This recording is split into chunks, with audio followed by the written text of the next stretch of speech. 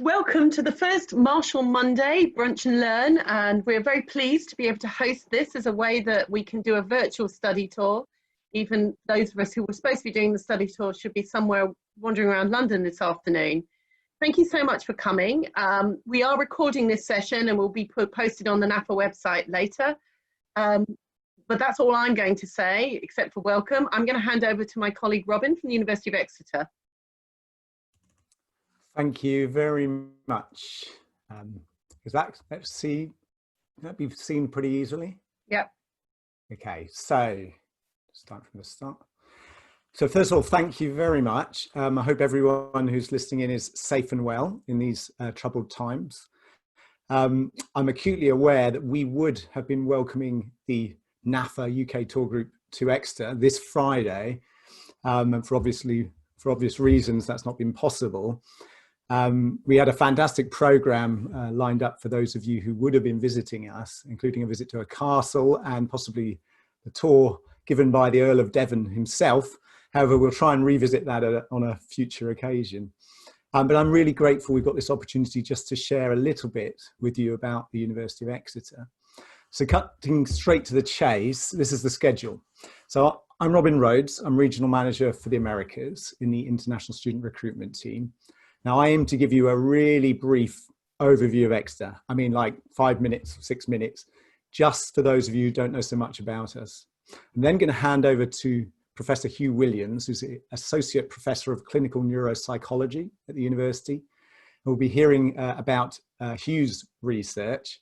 Now, I have to confess to an ulterior motive here. I've heard a little bit about Hugh's research in the past, and it's utterly fascinating.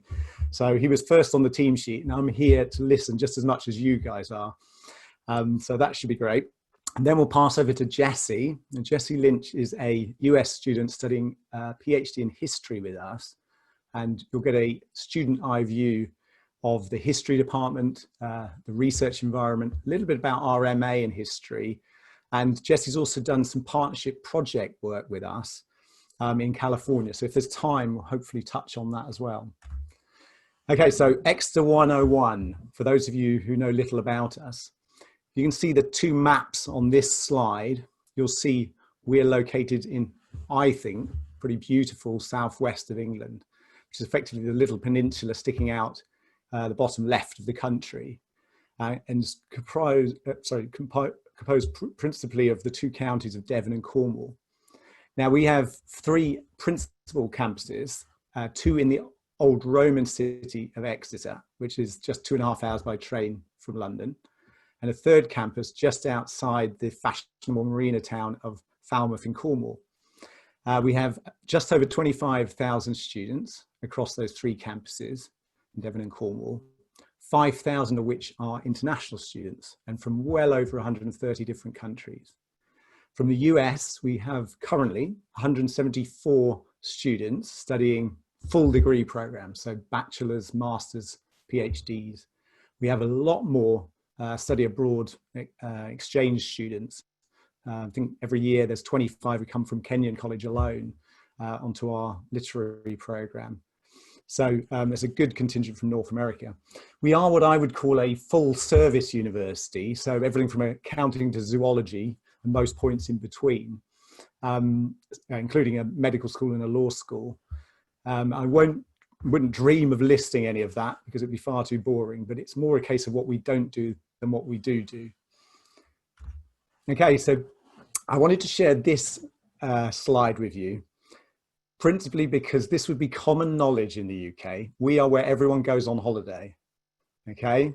But not necessarily knows that further afield. And I'm very conscious that so many US students tend to congregate around London in the southeast or Scotland. So this is just to really sing the praises of the southwest for those of you who don't know so much about us. First off, the North Devon and Cornwall coast is the surfing capital of the UK. Also fantastic for sailing and windsurfing, beach holidays. We're also a stone's throw from beautiful, beautiful national parks, Dartmoor and Exmoor. Right in the centre of the picture there is one of the tours on Dartmoor. Great for hiking or rock climbing or horse riding and so on. We're also a very foodie culture. Just a couple of weeks ago would have been the Exeter Food and Drink Festival, again sadly cancelled under the current circumstances, but there's lots of farmers markets and organic produce and so on, so great for people who are into that stuff.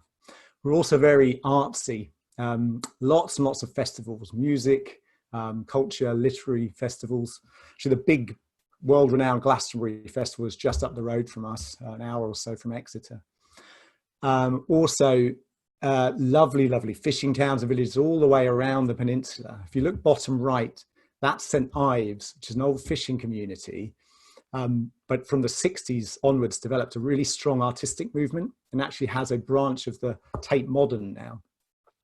Exeter itself last year was awarded UNESCO City of Literature status because of its literary affiliations.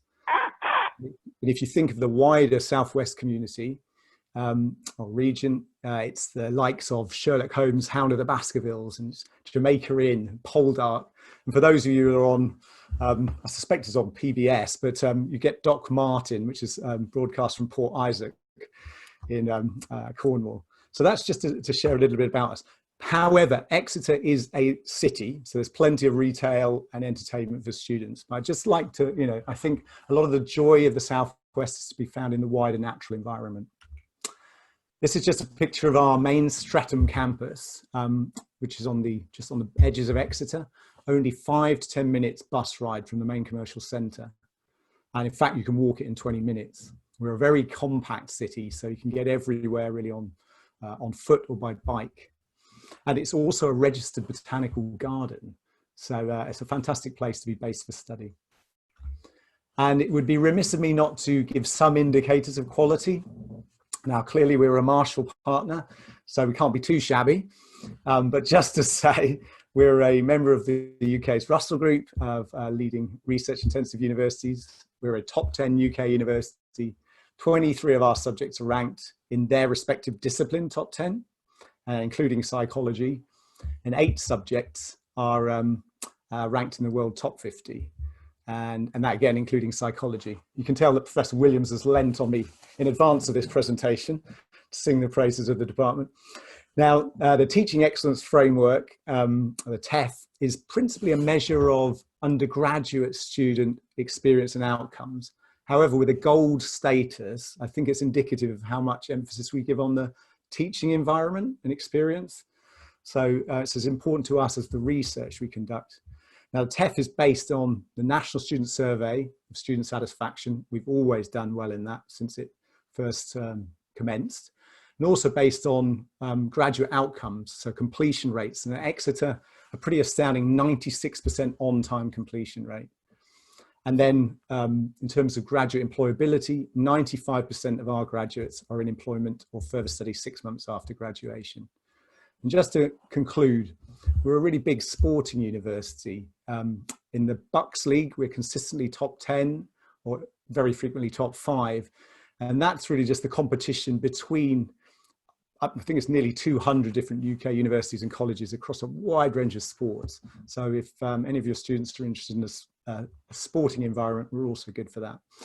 So I will hand over to far more scintillating topic of conversation on psychology. So I will stop sharing my screen here and allow Professor Williams to speak.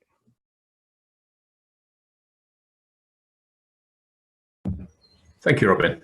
And oops, share my screen. There we go. Okay. Thank you, Robin. Robin, you can hear me okay? Yeah, I'm all right. Okay, good. I'm great. Okay, thank you.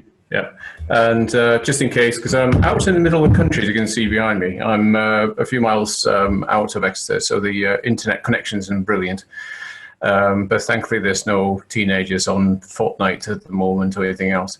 I'm a professor in clinical neuropsychology at Exeter University. I used to work as a clinical neuropsychologist in various hospitals in London, Liverpool, Cambridge, mostly dealing with people who had brain trauma from car accidents or strokes and various things, and helping to figure out how to get them back into work, manage their relationships, so often after brain injury, the people have problems with relationships, drink, drugs, get in trouble with the law. So I was firefighting a lot of kind of problems in people's lives with the team I was working with then as well. And I switched from being a clinician full-time to being an academic most of the time, and a clinician some of the time. And when I came to Exeter to start my more academic career, I had a student who was a third-year student of ours who wanted to do a project in her place of work. Her place of work was a prison, and so she asked me if we could do a project looking at post-traumatic stress disorders. So some of you may know about PTSD. PTSD is when people have flashbacks and nightmares because they've suffered some trauma in their lives and so on. So I thought, well, yeah, that'd be interesting, but we must find out if they had a head injury. It might complicate things a little bit. So that's how I started working in this area. And I'll tell you a bit later about some of the findings from that first study. But just as a kind of bit of an aside to start off with, I got particularly interested in working in this area because one of the prisoners, I went to visit the prisoners and the governors and all the rest of it to tell them about our work and the project we wanted to do, and do a workshop because I had a book coming out as well. So, sales is important, and it was on memory. So I did a bit of a thing on memory. And one of the guards and prisoners were, at the end, one of the prisoners asked me if I could explain to him, because I'm a brain doctor, why he sometimes have these wonderful experiences. Wonderful experiences, my God, for a psychologist, somebody having wonderful experiences, how nice. And so what was happening? And so, well, he feels like water is dripping down his body on the left side, but also sometimes it's like tingling, and it's lovely, but it's not all the time. So I'm thinking maybe early MS or something, or could be a bit sinister. So I asked him, what's happening at the time and what's going on in case this, and he said, well, I'm doing this. If you can see, I'm pressing myself on the head. And I said, well, that's, he had a similar hairstyle to Robin. And so I could see his scalp quite well. And he was pressing himself over here. And I thought, oh gosh, you better stop doing that, because there seems to be a bit of bone missing underneath your scalp over here. And what you're actually doing is you're pressing yourself on your brain. You're pressing yourself on something called the sensory motor strip, which is the area of the brain that picks up on sensations from your fingers. So left side for the right side of the brain. And so what you're basically doing is prodding yourself and massaging your brain, and that's giving you these sensations. So first off, stop doing it. Don't do it. It's not good for you. And then I thought, I wonder how he's had this problem with his skull having a bit missing. And it was probably because he'd had a head injury in a car accident or a fall or whatever. And they'd taken a bit of bone off the skull to release pressure on the brain, because the brain is stuck in the skull, completely contained. And if it starts to bleed out, it's got nowhere to go. It's just like clunks up, and it presses down on the brainstem, which is your controller of your breathing and heart rate and everything. So if you don't manage the brain injury acutely and take off pressure off the brain, you can die. So that was my first kind of introduction to Exeter Prison, actually. And we started doing the research. I'll come back to that in a bit. And if you're tempted, just don't do it. It's not good for you to be prodding yourself in the brain. Just don't do it.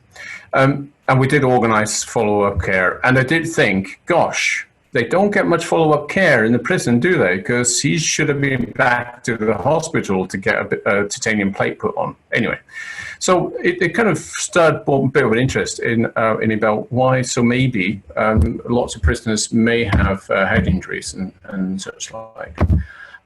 So I've been doing this work for a few years now, one way or another. And we kind of figured out to some extent how tackling brain injuries may be a factor in reducing violence. Now, in the current news, there's lots of things going on, isn't there? So not giving people injuries is quite an important thing, and then being rational from all sides. Our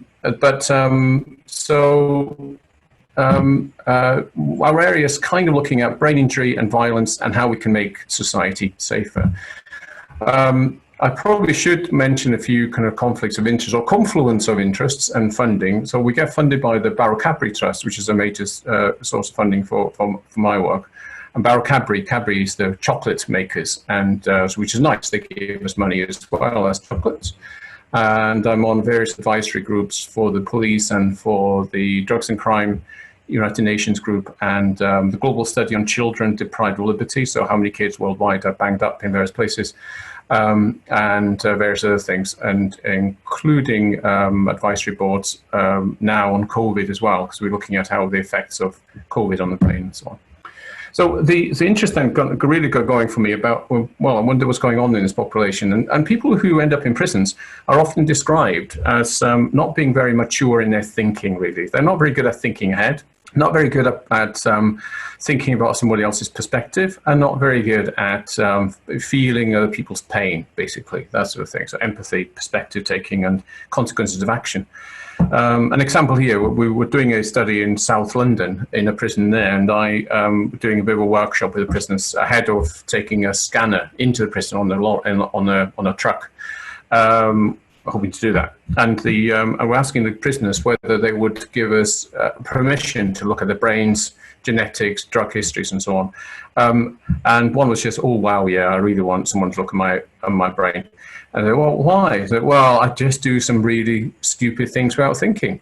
And well, that's all of us really, isn't it? And we were sort of talking about it and said, well, no, I'm back inside. If there was let out back into South London on license, and within a few days, I saw a mate of mine, and I said, oi, that's a nice new phone you've got. And I said, yes, it is. And, oh, well, you owe me some money, don't you? He said, no, I don't. And then, yes, you do. And then because he didn't give me the money he owed me, I punched him in the face and stole his phone, and I ran off. Now, Britain has the second highest level of CCTV or cameras in, cameras tracking your movements. So he's arrested in no time and back in prison. So doing things without thinking seems to be a bit of an issue. This is a bit of an issue in, I don't know how many of you are out there and how many of your parents and how many of your parents are teenagers. So do teenagers really think about the consequences of their behaviors on other people? Taking the family car without asking, for example, and then, or just stuff of that nature. So there's a long list, isn't there? Think back into when you were a teenager. Did you think that well about the consequences of your behavior and other people, or did you just think about, I just want to go doing the thing I want to do? So a lot of people who get banged up are young. So between 14 and 24, about a quarter of a prison population. Prison in the UK for children is not really a thing. It's now young offender units, and that's been changed as well. But it's young, tend to be an issue of the young crime. And male, 95% tend to be male. So this is just to give you a bit of a quick overview of the complexity of brain systems. So the brain is fantastically complicated. So when you're thinking about young people, especially men, tend to end up in trouble with the law for various reasons, lots of reasons for it. And the brain seems to be a factor in it, the maturity of the brain and all the rest of it. And now this is a very complicated overview. There's about 100 billion neurons in the brain, so about 100 billion. And every one of them has about 15,000 to 30,000 connections. And you can see in the top left corner there, there's a color kind of map or a few of the filaments across the brain. So this is the connections across the brain. So it's a very complicated thing. But it allows us to do the things that we're trying to do right now. What I'm trying to do is hold something in mind, think about the next thing I'm going to say, not blurt out something I was about to say, but I shouldn't because that might get me into trouble with Robin. Or anything else. So it's quite a complicated thing, the brain, so you probably gather, and I won't go into the details of it. And it's something that's effectively sculpted into being. So we have about 100 billion neurons that we get going in life. And then in the early period of life, between 0 and 3, it's massive development happening. And by the time a kid is about 3, they realize that they get language and they can control you. They can say, no, daddy, I'm not going to do that. I'm not going to go to the swimming pool. No, I'm going this way. I'll bash my brother about the head or whatever. So they start to rebel a little bit around 3 because they get language. And then by about 7 or 8, they become quite philosopher kings and queens, asking interesting questions like, is the word universe the word that kind of covers everything that there is? Yes, that's right, it is. What's on the outside of the universe? Good God, multiverses. It becomes complicated. And then you get into the teenage years. And the teenage years, Well, you know what the teenage is. This is a tricky period where parts of the brain that need to be engaged are not as engageable. It's one of my teenagers giving me instructions from the background there, as engageable as they might want to be, because here's the model I created earlier. So the front part of the brain over here, the dorsolateral prefrontal cortex, is the area of the brain that allows you to think about things and weigh up the consequence of behavior, judge things. Is it a sensible thing to take oneself out of the World Health Organization, for example? Not quite sure if that's a good thing in the middle of a crisis. So this is the area for deciding whether something's a good idea or not. Oh, Boris Johnson going to a COVID ward and shaking hands with everybody. A good idea? Probably not. There's a consequence to that. You get COVID, don't you? So, and then deep inside the brain, there's the system, the mesolimbic system, the messy limbic system, I call it messy, the mesolimbic system, which is your reward system. The reward system, the bits inside, that develops and becomes mature at 14 and a half, 15. If you think back to the first thing that you fell in love to musically, well, whatever, you'll go back and remember that there was a strong pull. Well, that's your mesolimbic system. It was mature, but you didn't necessarily have the frontal lobes at this point to manage your mesolimbic system, because these come along later. The frontal lobes are still developing when you're 17, 18, 19, 20. So long-range decision-making in people is a little bit skew-whiff is one way of putting it, between about 14 and 17, 18. There's a bit of a gender to it, as my daughter walks around over there. Gender-wise, girls tend to be better at this earlier than boys. Well, that might have something to do with the crime rates as well. So anyway, there's a disconnect in the teenage brain, as you're probably aware if you've ever been one. I think probably most of you have at some point, or if you're trying to parent some. And especially if they're involved with other peers, because they might say that they're going to do the right thing, like deliver back the family car at a certain time, but no, they got involved in something and whatever. So it's a tricky system. So into this tricky time of life, the risk-taking time of life, because you want to be with your friends, you want to be doing the stuff that's interesting, you want to be out and doing stuff, and you're not going to really be thinking ahead and problem solving it effectively. Lots of, unfortunately, one of the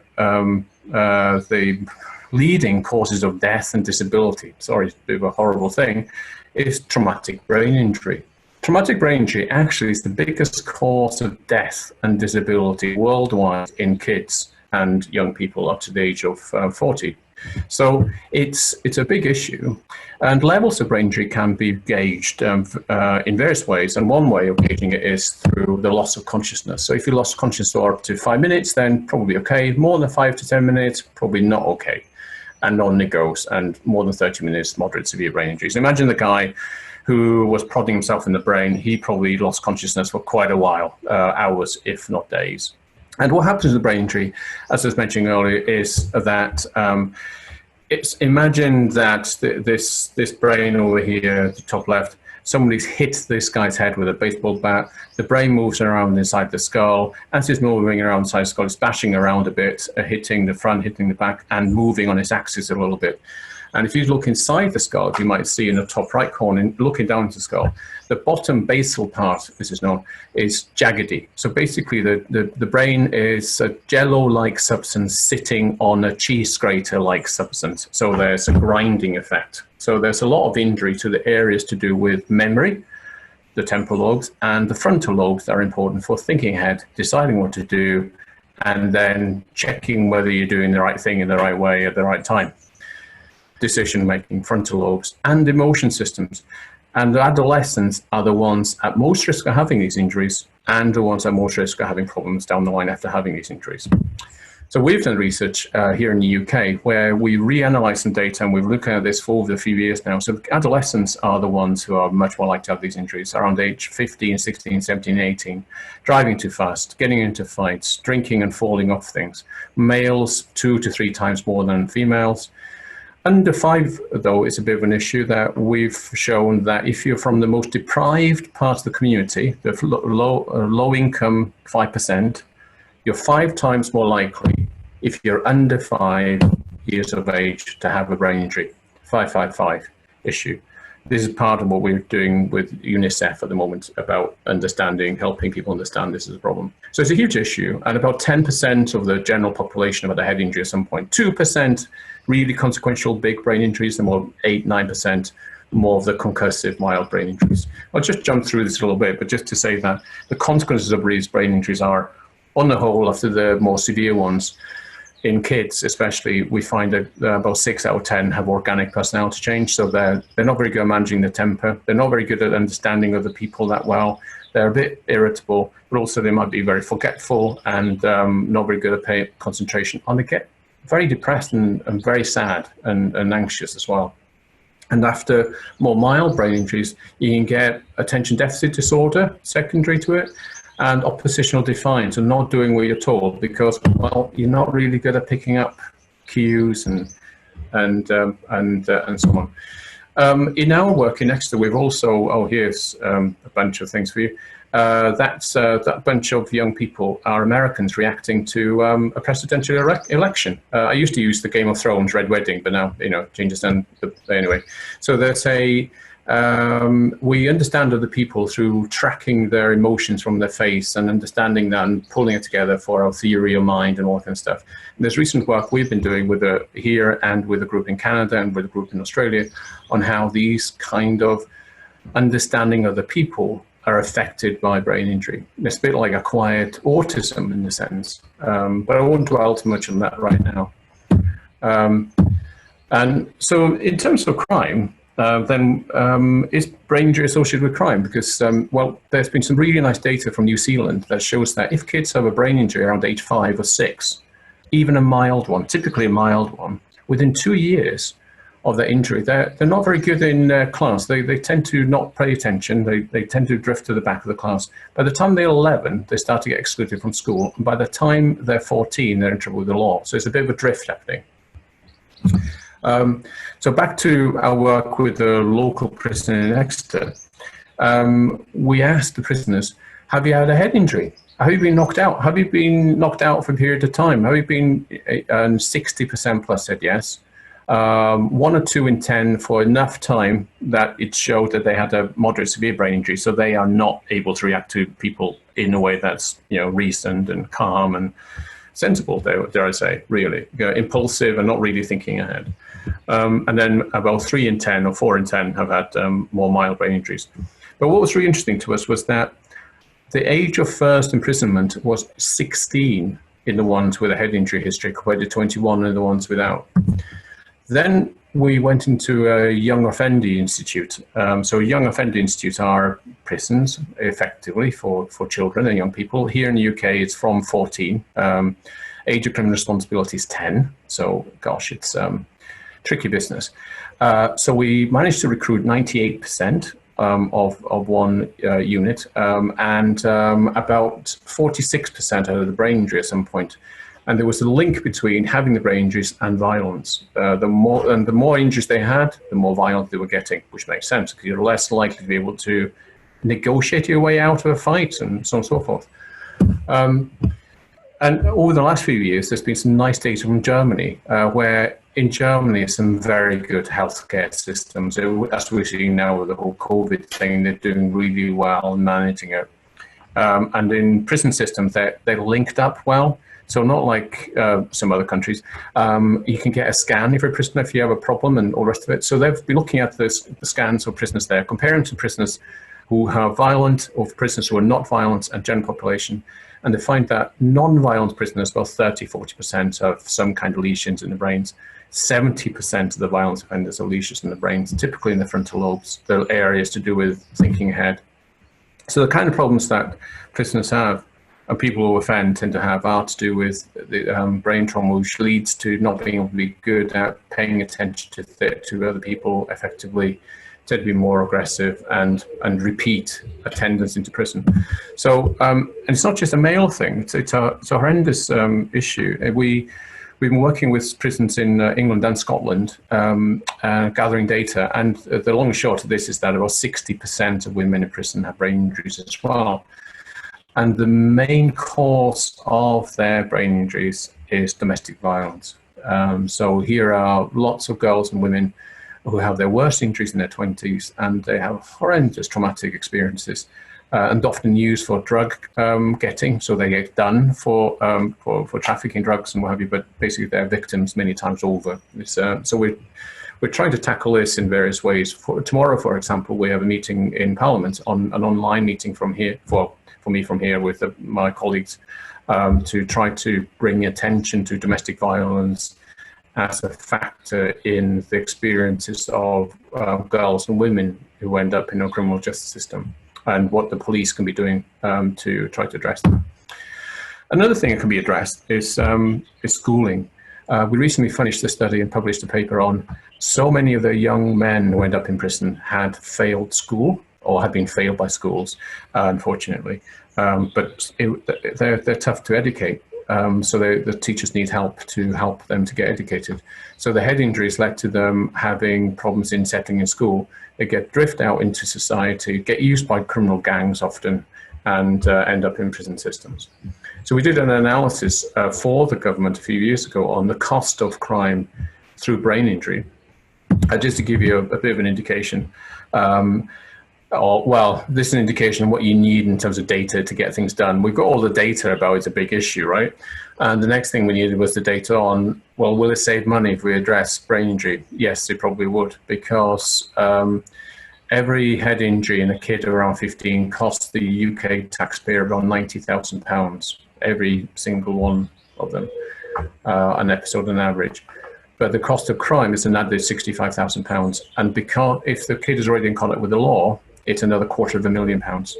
And then as an example of costs, a night in our young offender units costs £650 on average, one night. So it's very expensive. The whole process of crime is very, very expensive. And if we can maybe be less expensive to put teaching assistants in schools to help teachers educate the kids who have problems, it might be less expensive in the long run. So that's what we're trying to do at the moment. The government has been listening, thankfully.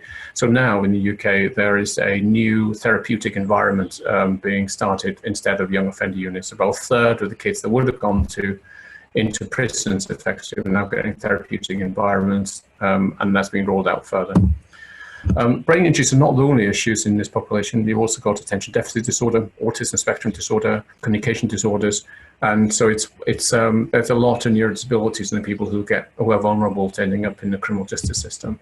This is work we did with the Office of the Children's Commissioner, and so you get this cycle of a number of these early neuroadversities that are mixing in with family violence and lack of cohesion.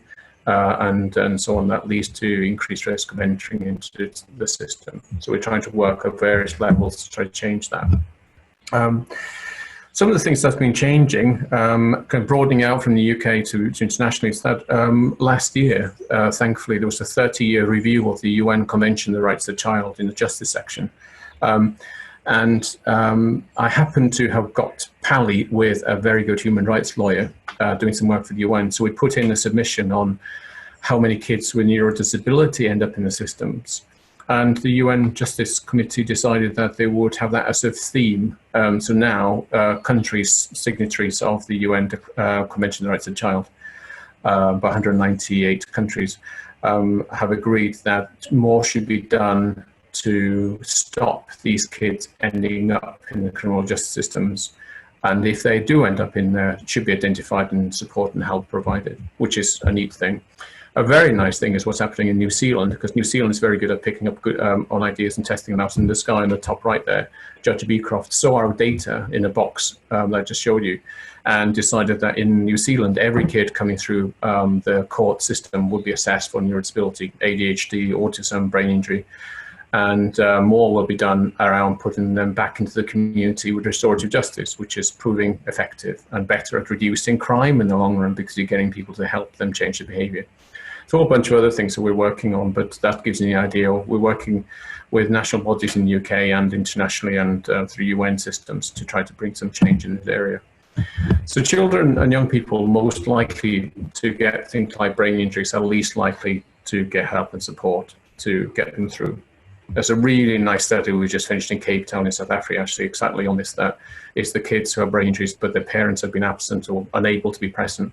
are the ones really most at risk. They don't grow out the problems, but probably into them. So school inclusion, diversion, parent training, screening for these issues, and multi-agency support is really important. This is a bunch of clickable online resources that we're developing and have developed over the years to advise the government here and UN agencies and various things, and the paper of ours from. So the research we do very quickly gets turned into impact and policy, thankfully, in this area. And just as I come towards the end, in terms of North America, this was hurriedly put together today, I'm sorry, but we have the program work that we're currently doing is alongside work with my colleagues at the University of British Columbia about homelessness and domestic violence, University of Toronto, same issues there. In South Florida, we've got some students, master's students, who are working on projects between South Florida, South Africa, and here, where we're putting data together across each site and helping each other analyze data and so on. A new project that's starting with Oregon State coming up, and a couple of projects in Harvard, one with in traumatic brain injury and concussion and sports, and another with domestic violence with a group there. And on the other side, there's quite a few international organizations that we're linked in with. UNICEF. Next year, we're holding a meeting in New York that's been postponed between UN agencies about reducing violence towards children, and another, and really nice organization, North American organizations, now global, Pink Concussions for brain trauma in girls and women, because it's often been neglected as an area. And if you came to Exeter, well, you might be getting lectured by people like me with fields behind them in the middle of nowhere. Because I'm on the Psychology Research Methods Masters, I'm one of the conveners of that. We also have Masters in Animal Behavior, and a new Masters in a conversion course for taking a degree you've already done and turning into a psychology degree for the British Psychological Society, and another Masters in Social and Organizational Psychology. And there's a bunch in clinical and applied psychology, really good. And then a new one in addictions coming along, headed by my friend Celia Morgan, who's fantastic, a psychopharmacologist, who's done lovely work in that area. So if you're interested, there's a few of our programs. And I think I should shut up. So I'll stop sharing and shut up now. So thank you for your attention. Can't see you, so, there you go. Oh, thank you. That's very nice. Thank you. Sign the clap to you all too. Yeah, thank you for that, Hugh. I'm just wondering, Mary, Luann, do we have time for questions for Hugh, for anyone who's really interested? I think yes, we do. Yeah, we could do 5 minutes. If people have got questions, if they can put it in the chat, and either Robin or Luann can read them. Maybe Luann, you want to read them? Mm-hmm.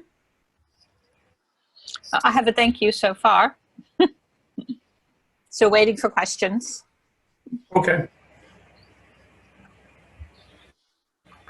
Not that it's compulsory. And Hugh shared his email, I think at the start of the presentation. So if anyone had an academic hankering to connect, or academics at your respective institutions, and wanted to do that, we could certainly hook you up with Hugh. And actually, Hugh, if you could send me or give Robin your presentation, and we can add it to the link that we put up for the film as well. So that would be great. Yes, absolutely. Pleased to do that. Got a question? You have a question, Luann? I don't. Oh, could you give more info on individual doing addictions research? Name again? Oh yeah, Celia Morgan, Professor Celia Morgan, Morgan. She is a psychopharmacologist and has been studying various things, including ketamine for people with alcohol and depression disorders, for example. Okay, thank you.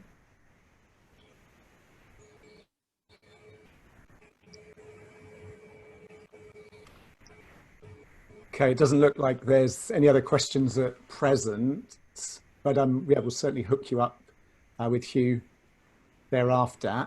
But perhaps if we move on to Jessie then, if that's an idea. Just to remind you all that Jessie's I do have, yeah. Oh, is there another question? Sorry. Have you seen many connections about mental health and TBI? Yes. A relatively short answer, because I took a lot of time there. A TBI is associated with doubling a risk of issues like depression, anxiety, and suicide, especially. So it's a risk factor for developing drug and alcohol problems, depression, anxiety, and suicidality in large-scale studies. And in our area, we showed how people with TBI can have post-traumatic stress disorder from what they experienced. So they have fragmentary memories of what happened, especially in military, work a fair bit with the military as well, and so on. So yes, it's a big issue around mental health and how to manage it, and it's manageable. I have an additional question here. Could you talk a bit about how students who complete your MA programs transfer the credentials to work in the US? Oh, gosh. I'm not sure if I can do that justice. Robin, you might be able to be better in addressing that. We have to the US, I'm not too sure, going on to doing PhDs and so on. Yeah, Robin, do you know? I imagine there's a mutual recognition, you know, the British Psychological Society, Mary May, or something. It's one of those professional accreditations which I would imagine there's a mutual recognition. I won't say that as a guarantee. Certainly as a student using one of our master's programs would be able to go into further research. In terms of practical clinical settings, I think I'd need to do a little more research and get back to whoever that was. I'd be very happy to do so. I've got the chat, Robin, so we can answer that one. Yeah, let me look into that properly. Yeah. We've got, it might be another couple of questions for you here. Okay. So universities engaging directly in prison education programs has increased in the US. I wonder if your connections to prison facilities has led to any ongoing student and faculty investment in similar programs in the UK. Oh, that's a lovely question. Thank you. And a very good idea. There are some like this in the UK. A couple of universities have set this up. We're currently in the process of working with 2 or 3 universities, depends what happens, on networking around being trauma-informed with the police, probation, and prisons. So we are more in the process of training up probation staff, prison staff, and police staff at the moment. But it'd be really nice to be in prisons, to be working with people who are incarcerated, especially early. So the Oregon State project is in that space. So that's a great idea, though. Thank you. Employment skills are really vital, and qualifications. So that's a really neat thing. And one additional question, can you speak more about the impacts of COVID-19 policy and as the disease is a health crisis on current and future research? Gosh, right, okay.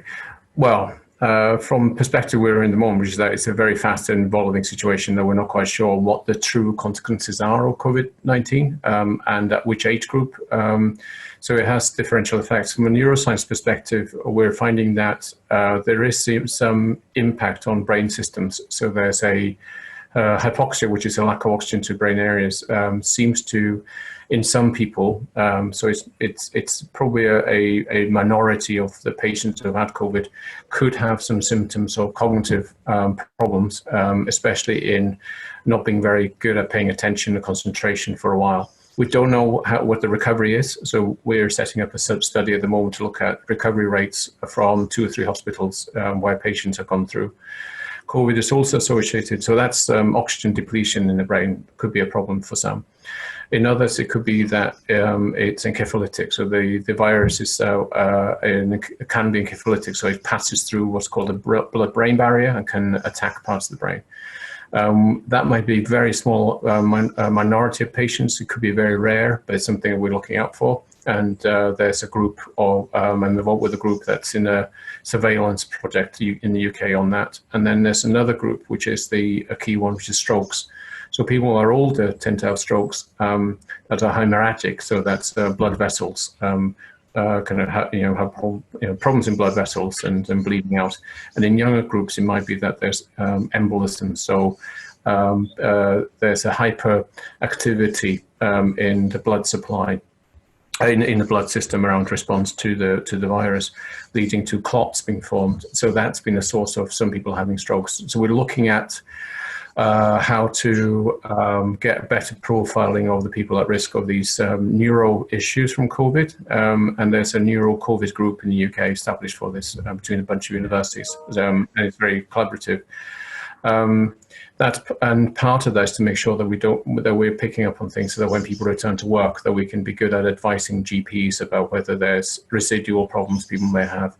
And obviously it's it's an acute stress issue as well. For research in the UK, there's a lot of resources put into the area of COVID so that researchers can be picking up the areas as they're emerging, as need to be addressed.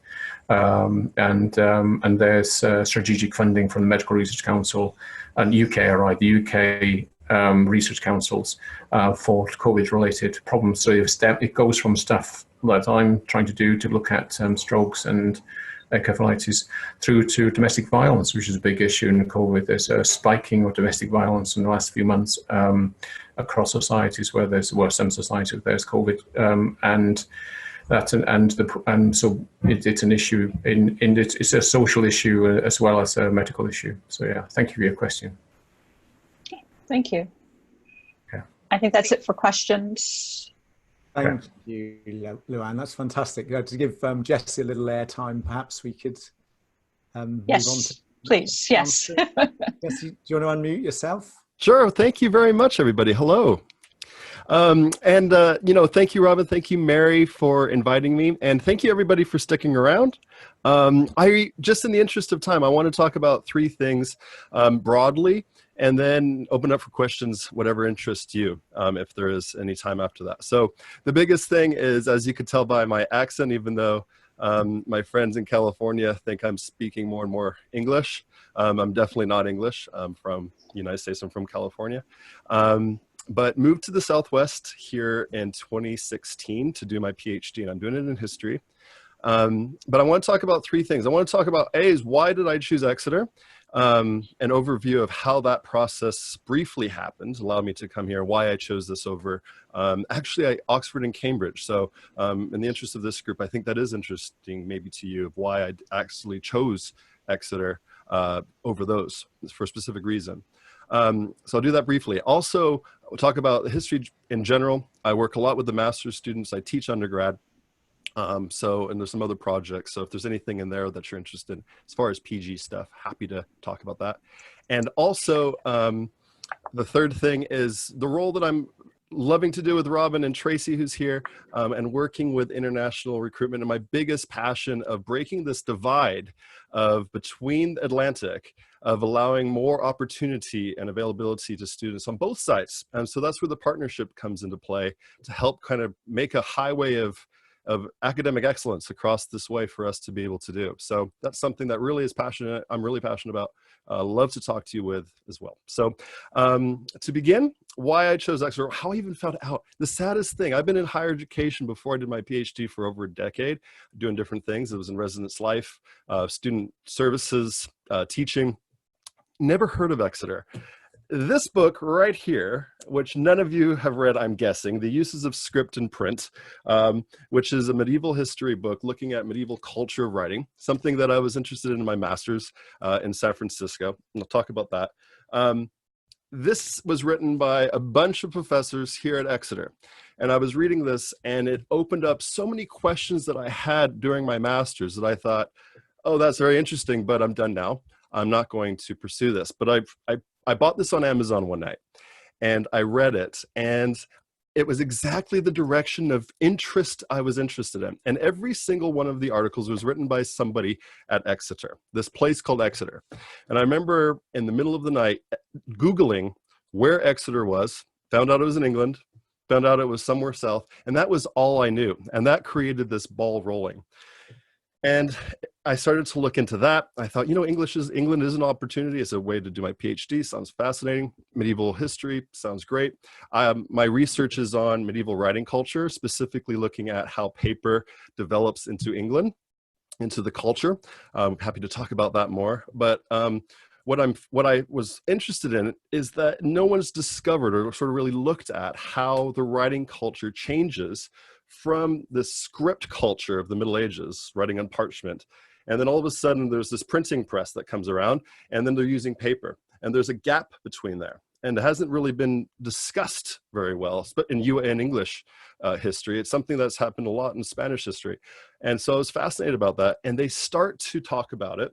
And so I emailed them, and I emailed a man named James Clark, who some of you might have known because he was going to be working with us on the NAFA trip and at the Powderton. And I emailed him, started talking to some people at Cambridge and at Oxford, and all three of them were very interested of a project I was thinking about, and all of them were very gracious, and I applied to all three and had some offers, and I chose Exeter. And the reason I chose Exeter is further research and understanding of what I'm getting myself into, and understanding the region, things that were important to me. And the academic excellence is incredibly important. And in fact, when you get into the PhD, the most important thing is your advisor. And your advisor, you're going to be working with them one-on-one. And all three of these people were amazing individuals. And I really got along with them. But it was the combination of having a school outside, far enough away from London, that's a lot cheaper. So if you're thinking of how much the cost of living is going to be, it's a lot cheaper in the Southwest. And that plays a huge role if you're sticking around for the long term. Also, the region. I'm from Santa Cruz, California. If you know where that is, it's on the coast. And the ocean to me is a very important part. The area, all these things is a combination of just livelihood and lifestyle. And it's gorgeous. I mean, earlier today I was surfing. So I was on the ocean. Robin, I didn't tell you this. I didn't want to scare you and make sure I was back on time. But I went to Butte and I came back and was surfing. And when I read this book and I was Googling where Exeter is, I never thought I'd be in the ocean in June, water warmer than Santa Cruz, by the way. I never thought that I'd be around places like Dartmoor and places. I live right on the quay in Exeter, right on this beautiful canal. The area is gorgeous. And for a PhD student, and for any student, I think that is such an important thing that you don't get into a brochure, that you don't get in a YouTube video.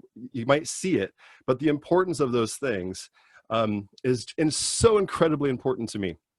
And the other part of it too, being a medievalist, is the cathedral and the archive in the cathedral. And I think you were going to do that. And if you come back next summer, I would love to show you the cathedral archive with the Exeter book and all the archival references that we have. There's this fantastic place where you can get in there, get your feet wet if you've never been with archives, and start to really get into it. And what I found is actually Exeter is one of the earliest places that used paper.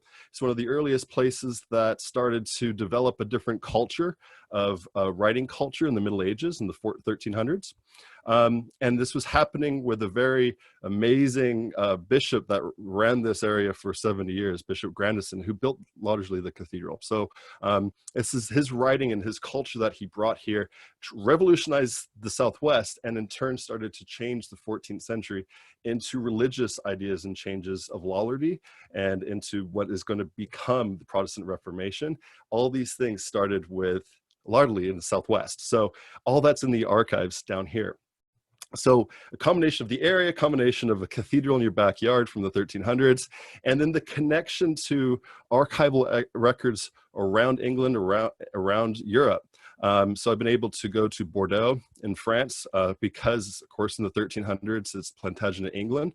So a lot of the research that I have done is in Bordeaux. Connections there, being able to look at records. And then in London, spending a lot of time in the National Archives and in Cambridge. So even though I chose not to go to Cambridge and Oxford, it didn't stop me with my research. And I still do quite a bit of work in Cambridge archives and with the professors there because of the research connections that we have. So so that's the biggest thing as far as that. And in fact, if there's any questions about that, we'll talk about that, of why I chose here. The other thing that I think is really important, and just in the interest of time, I wanted to talk about that now, is the connection. So I was so furious after I moved here that the only reason I found out and knew about Exeter is because of this. And I thought, here I have been looking for universities for thinking of a PhD for a while, being connected to different research across the US in different ways for history. And this is the first time I heard about it. And when I moved here and constantly being blown away by not only the area and the expertise and the beauty of the university itself and the quality. And also keep in mind, this is a 3-year program, not a 7 to 10-year program I was expecting to get myself into and redo my master's as often as the case in the US. So it saves a lot of time, a lot of money.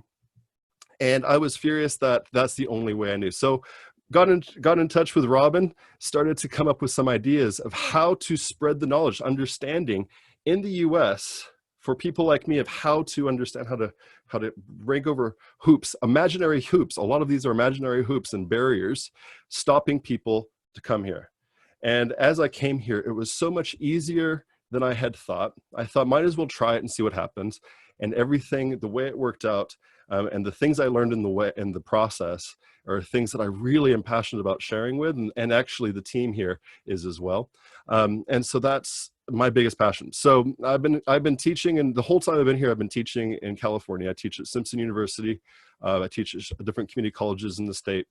And so working with different California universities, starting to build connections with them and to build partnerships where we can have students that come here, build a working master's programs where students are able to come here for part of their master's, to be able to, even through their pathways, if they go into a program that doesn't have a master's program, if you're part of a university that doesn't have a master's program, to build in some sort of system that allows you to seamlessly from your bachelor's finish your bachelor's and come seamlessly into your master's here and build a pathway for that. So to break down those hoops, those things are to make anything easier for our students if they're interested in coming to the UK and at a top quality university that if you're in California, you probably never heard of, are things that I'm absolutely loving to do. And it's been receptive. So there's a lot of interest in the last year of really building this and making this succeed. So it's an exciting new frontier for us. So those are the things. I figured it's going to be on the hour here, and I wasn't sure how you're doing on time. So I wanted to open it up to what you're interested the most. If you want to hear more about my journey here, if you want to hear about the research, if you want to hear about this partnership stuff, or whatever, from an American perspective living in the UK, I'm most interested to hear what you might want to know. Please stick your questions in the chat. Okay. Go Slugs, first off, thank you very much. And you know what, going back to that, so I did my bachelor's in history and community studies, and Hugh, my advisor, was Angela Davis. So being able to do the prison reform on a different side of looking at inequity in the prisons and now bringing the neuroscience of it all is such a fascinating thing. So maybe we'll talk about that sometime. But thank you for the slug love. The title of this book, I'm going to go from the bottom here, is The Use of Script to Print. And it's edited by Julia Crick, who's no longer at Exeter, but everybody else is. James Clark is in here, some others. So it's The Uses of Script to Print. Yep. And what this does is it breaks down this dichotomy, if you're interested, between this medieval writing culture and early modern writing culture. That there's the script culture, everyone. You can think of the medieval scribe sitting there, working, contemplating, and then all of a sudden is a printing culture. And both sides are wrongly seen as medieval, early modern. So the periodization is a lot more fluid than that. And what I look at is bringing this writing culture that's seemingly early modern and use of paper and bringing it to the Middle Ages. I'm just going to show you, since there was a thing about that, see if I can share a screen really fast. I don't know if I have the option. Yeah. So I'm going to show you this. Is that my back? Can you see that? Mm-hmm. Which one? Yes, can see that. Yes. Cool.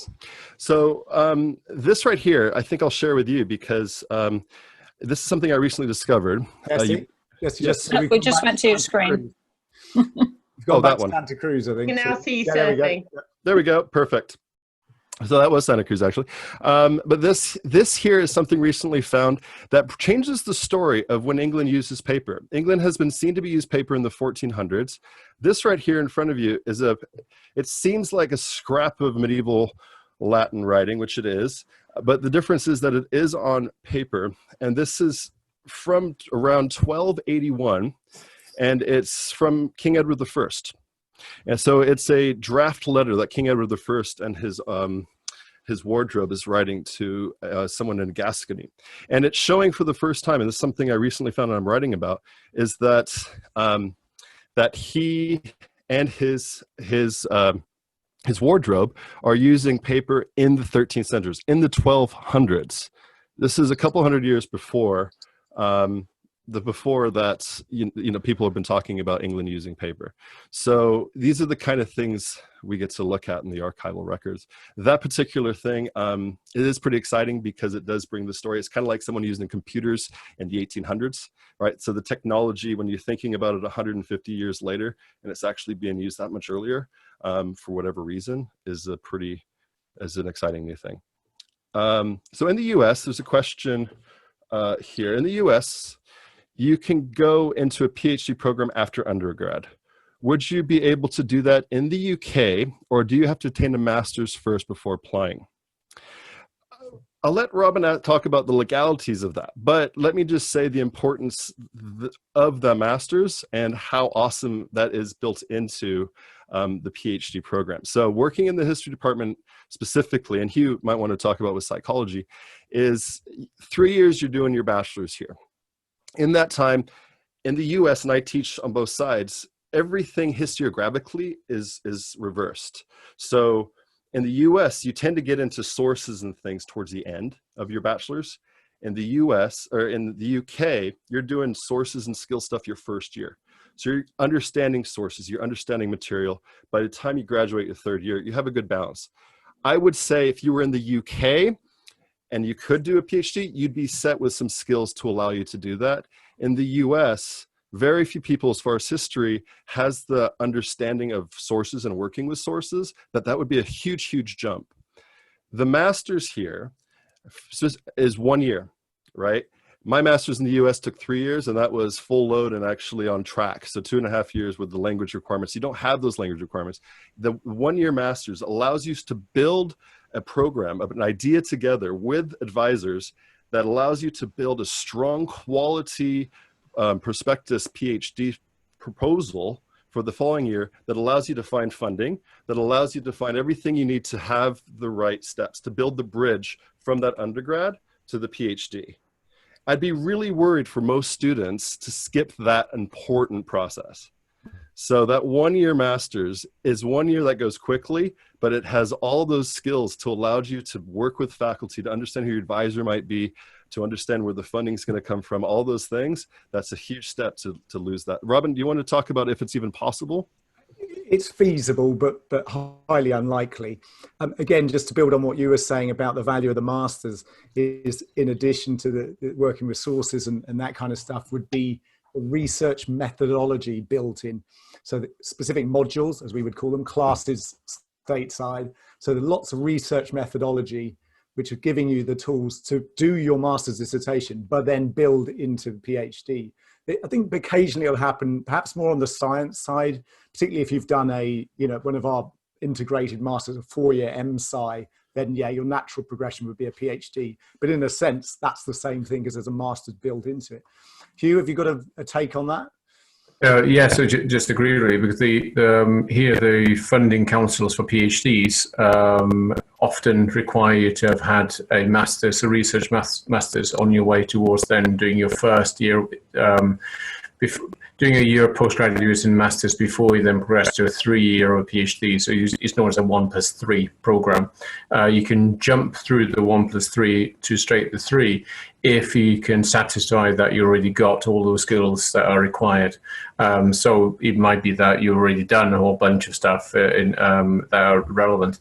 So some of the examples for me, when I'm a convener of a master's in psychological research methods, we have one set of modules around neurosciences and so on, a set of modules around client populations, so you integrate together into how, over time, into how you would develop research ideas for a clinical population, then feeds into doing PhD. So currently we have a very good American student who's just been given a bursary for doing a PhD when she completes the master's in domestic violence, for example. So, and she has a background in working in Oregon in prison systems. So it's so it depends on an individual basis to some extent. And the masters tend to be quite small group sizes.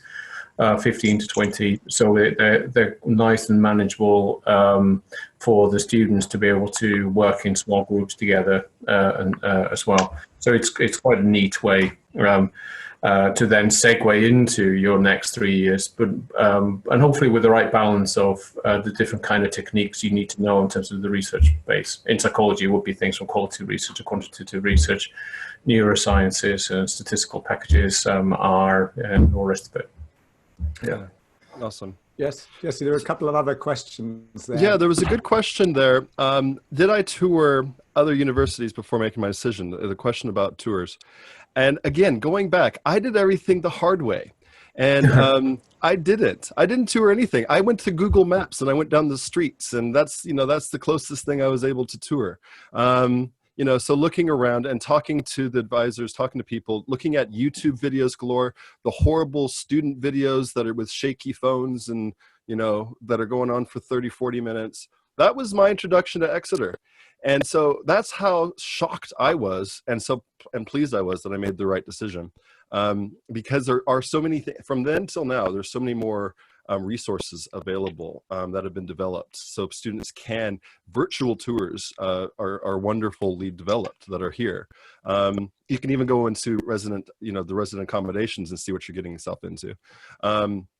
But also, again, going to the cost of living, it's incredibly cheaper down here than London. And coming from California, it's incredibly cheaper. So what you can get here from lots of places in the US is a lot better and surprising.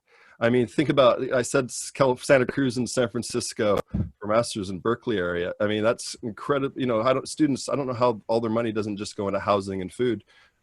I eat more than probably 30 students, but at the same time, it's a lot cheaper here.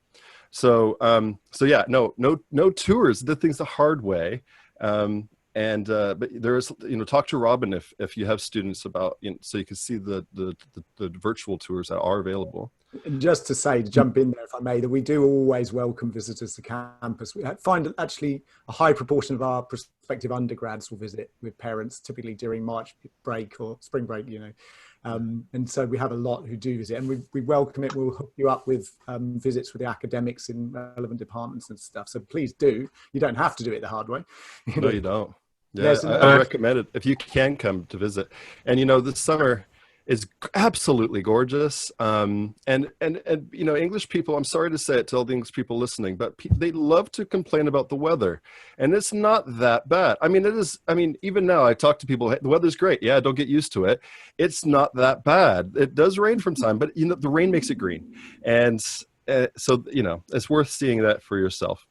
The other question, there was a question here. I'm recommending history to students. What other strengths would you highlight in the department?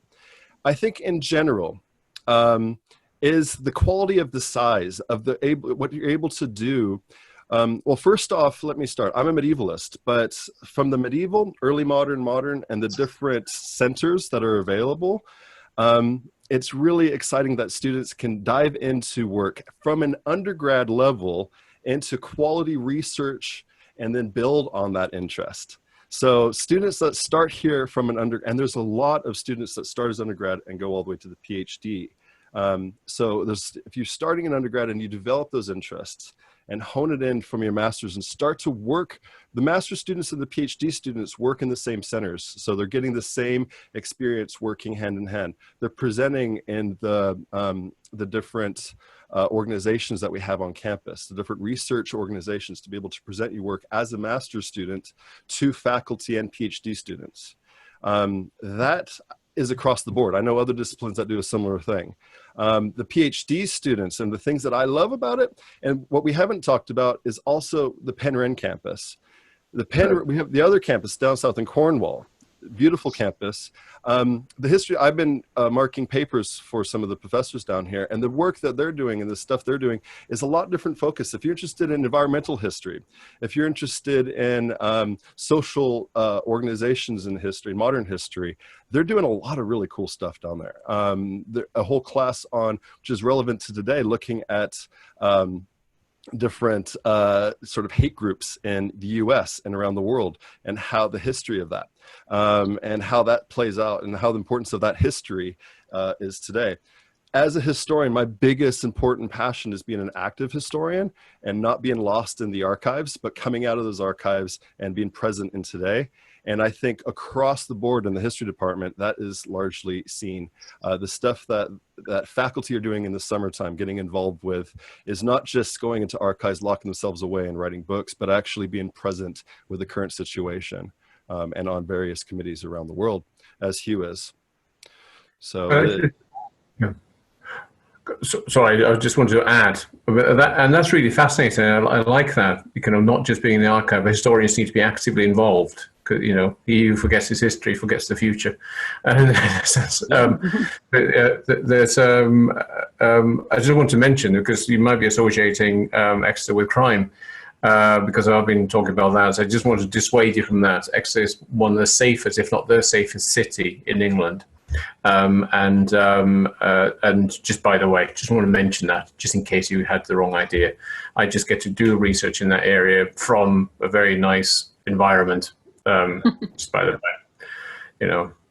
Yeah. And the point there about being involved in the world, we have a lot of very outward thinking policies. The philosophy of the university is very much along the lines of the UN Sustainable Development Goals. So thinking about how can we add things together to try to tackle some global issues, be they in reducing violence, environmental degradation, remembering your past so you can improve your future. All of these things are linkable. And so and we link in and partner with some very good, absolutely excellent universities in North America, in China, Australasia, Europe. And the wonderful thing, I guess, about being here is the access to Europe. As well. So it's despite Brexit, we can just ignore that and just carry on. I have a research meeting tomorrow morning with 20 centres across Europe on brain trauma, follow-up studies. So I guess the thing is that a university like Exeter is very well placed to try to encourage people to be global citizens, I guess. There's a lovely comment from Jacqueline, I'm seeing, whose daughter has just finished her bachelor's at Exeter in international relations, and is offering a free email to me to learn more about her perspective. She absolutely loved it at Exeter. So thank you for sharing that, Jacqueline. Yeah, the envelope is also in the post. And also, just to say, we had a Marshall Scholar who studied some time ago in the history department. He was from the Naval Academy. He was studying the history of warfare, and there's a whole load of maritime history going on in the university as well. So that's a really interesting area. And Yep. My recollection also is that there's a lot of work on Thomas Hardy, isn't there, Robin? I recall Yes, from right. 2 years ago being fascinated by the work being done on Thomas Hardy. Absolutely right. It's Angelique Richardson, wasn't it, in our English literature department, studying the letters to and from fans, and working with an archive. I think it was in, it wasn't Wiltshire, Yeah. it was in, I think you knew better than I did that bit, but yeah, no, some fascinating stuff. Remember, the English literature department at Exeter, just to sing the praises of humanities, is one of the largest and best regarded in the country. Yeah. I mean, the size alone gives students a huge scope for different classes, whether it's thematically or periodically. There's a nice message here from Susan, who's actually very pertinently, Susan, who's first ever UK Albright, just completing his year at Exeter, leaving today, and loved his time there. So thank you for that, Susan. He was studying MA English Literature, so that segued very nicely. And I hope, a shame about the year being truncated because of COVID, but fantastic to know that he had a good experience in the English department. So. The other thing, if I may add, is that's really important here that we haven't talked about too, is for humanities, is the wonderful the humanity. They're doing a lot of work of, what's the word, Robin? I'm trying to think of it at the top of my head right now. With the or digital humanities, sorry, I just had a brain freeze there, but the digital humanity work here is absolutely fantastic, and it is making the work go global. From a local perspective, the the cathedral found these little beautiful wax figurines that have been there from the Middle Ages. And they're very fragile, and you can't have them on display. But working with digital humanities and working with the digital printing are able to now print these, and they've printed these, and they're going to have them on display in the cathedral. And they're also making the 3D images available around the world. So being able to get in there.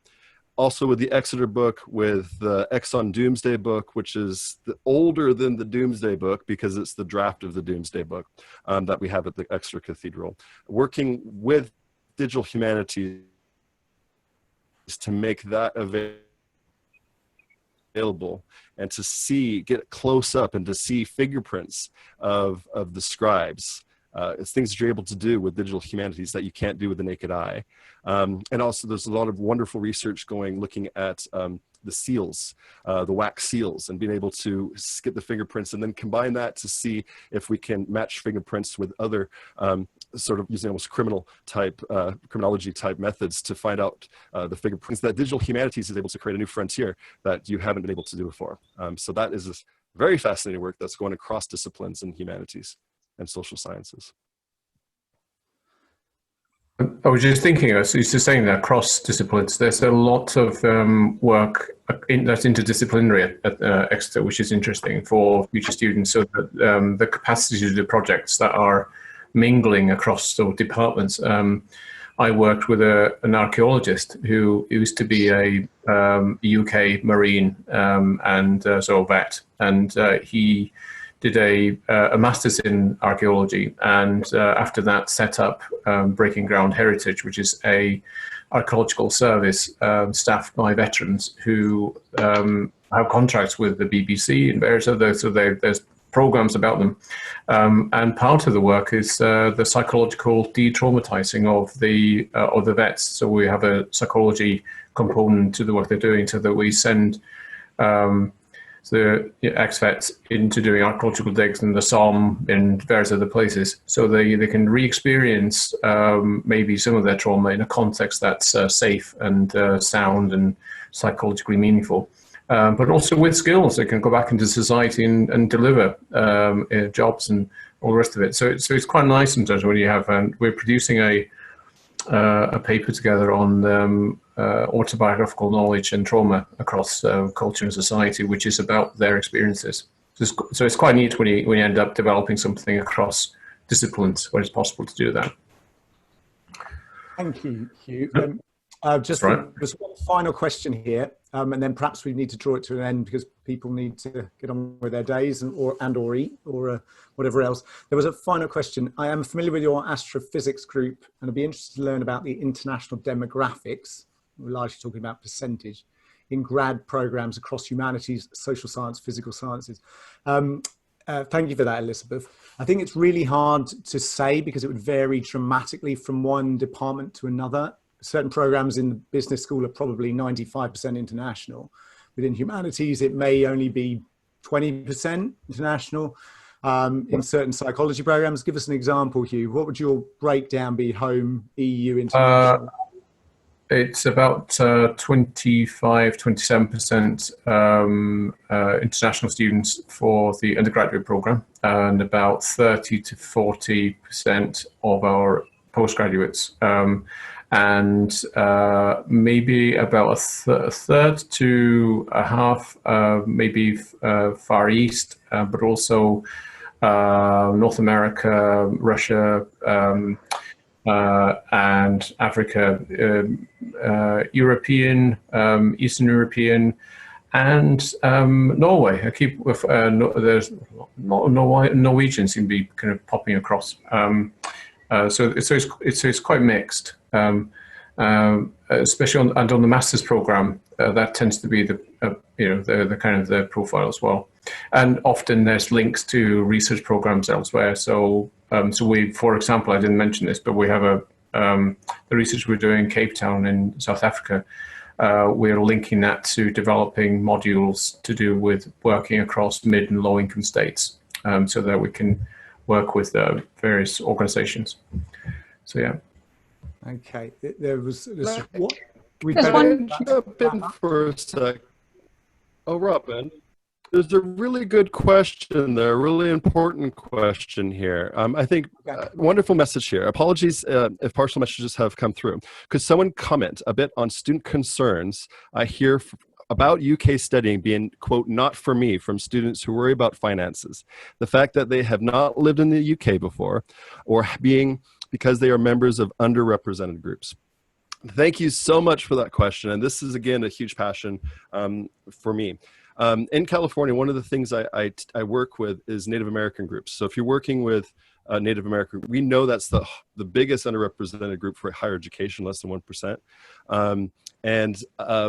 Working with that group and understanding just going to a university in the same county is hard, let alone for students then to have them come overseas. So expand that across the board to other underrepresented groups, expand that for just financial reasons. It's a huge concern. And that is something that I'm very, very passionate and interested in. And I think understanding and breaking down all these boundaries that are there.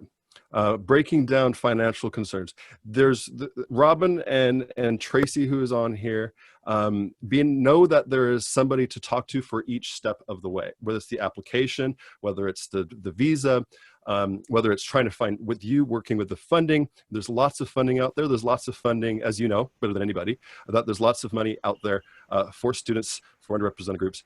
For the culture here, and I used to work in residence life here, and I worked in residence life at San Francisco State. I was the director there, and working in housing and those concerns with the many international students we have here. Exeter has had the best support for international students as far as residence life that I have seen. They have a system of mentors. These are peer group. These are trained undergrads who they're mentors. Every week they knock on every single door. So mostly these are apartments. Mostly in apartments in university accommodation are lost to the student life. That's hard to reach them. The system here is they knock on every single door every single week and make sure they're okay. They give them information about services. They give them information about events coming up. And students don't open up maybe at once, but if the same student is coming week after week knocking on their door, it starts to break down some of those that barrier, and they start to open up. They start to talk, and we start to connect them. So undergrads, mentors, and then they have grad students. These are called team leaders. And if there's issues that are bigger, if they're dealing with certain mental health concerns, if they're dealing with some extreme ostracization and sort of being lost in the crowd and sort of situations coming up, these are things that they're able to bring to the team leaders. Team leaders then work with the mental health organization on campus and start to work with the student. So it's very hands-on, and more so than I've seen at a lot of other universities, to be able to knock on the door and be one-on-one, to bring that concerns to, and then work with a team to be able to connect and to start to create that with, then bring the bigger concerns that's happening systematically, if there's issues, bring it to the university as a whole to create a change for that. So as far as student life and what students are getting involved in, there's stuff here. As far as the process to get here, what Robin and that team does, and me included being part of that, is there to help along the way and to help find whatever hoops seem to be in the way to stop students to come here. So know that the team is there, and know that once they're here, they're not lost in the crowd. Thank you very much, Jesse. I would just flag again, going right back to the beginning, we were at 20% international, actually higher than that.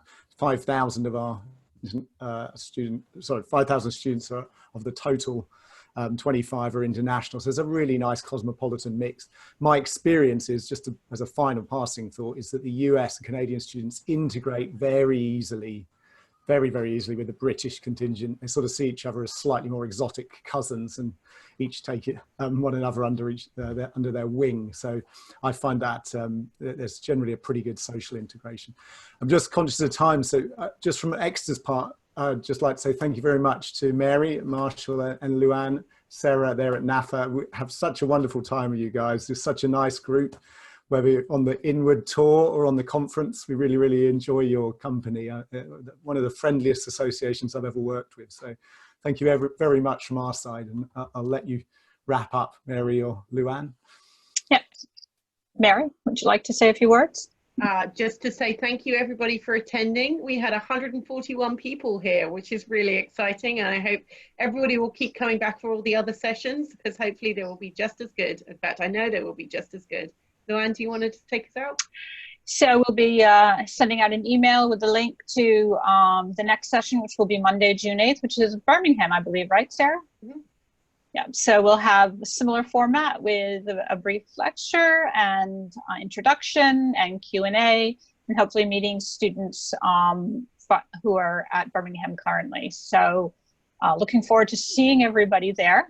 Any questions, feel free to email me or Sarah or Mary. We'll be seeing you next week on Monday, June 8th.